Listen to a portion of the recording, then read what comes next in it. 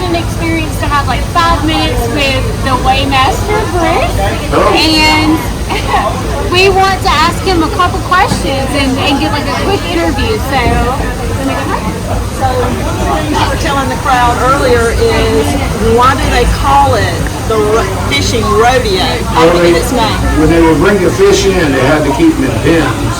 Square pin makes a bump nose, doesn't look good on eyes. A round pin or corralled above. The round pin had to swim in circles. And that's why they said, you know, what we're going to call this fishing tournament we want to start in 1948. And they said, well, we corral on the fish, let's just call it the Destin Fishing Rodeo. And that's how it got its name. And you kind of answered my second question, when did it actually get started? So it's 1948? 1948. Okay. How long have you been the Weighmaster? 38 years. Wow.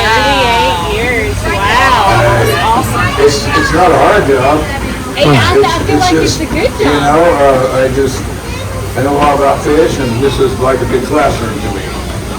If they don't know what it is, I can tell them everything they need to know about it probably under a minute. Well, so is the rodeo every year? Every year. In the month of October? Every October. Every day? 31 days straight. Wow. So it's a whole month of October. Okay, so my next question for you. What is the most impressive fish that you have seen throughout the rodeo? One that I didn't know what it was called a blackjack. It's highly poisonous. I can't remember the citra something. It eats a bacteria that makes it really poisonous. And they had one here, and people asked the photographer, what is that? I said, I have no idea. And they said, well, what's Bruce say? They said, he don't have any idea what it is either. Until somebody called up the amberjack family, and that's what it's out, it's blackjack. Ciguatera is the poison. And they live in 60 feet of water, 6,000 feet of water. And they're highly, the fish that eat them don't get it. And the people didn't want it, so we hung it till it started getting a little light. I stored it up, threw it in the water behind that boat right there. And the next morning came in and they were still picking it. And then when I went and got a cup of coffee and came out, a little shark about that big dragging the carcass off.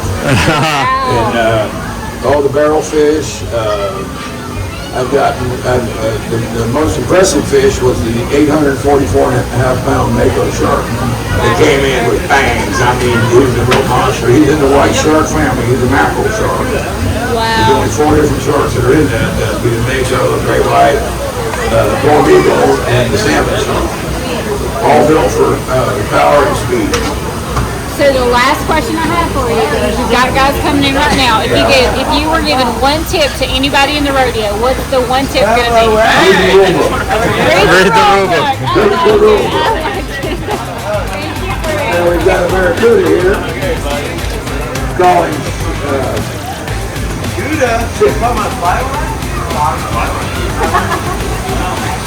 what's our cootie there? Offshore today.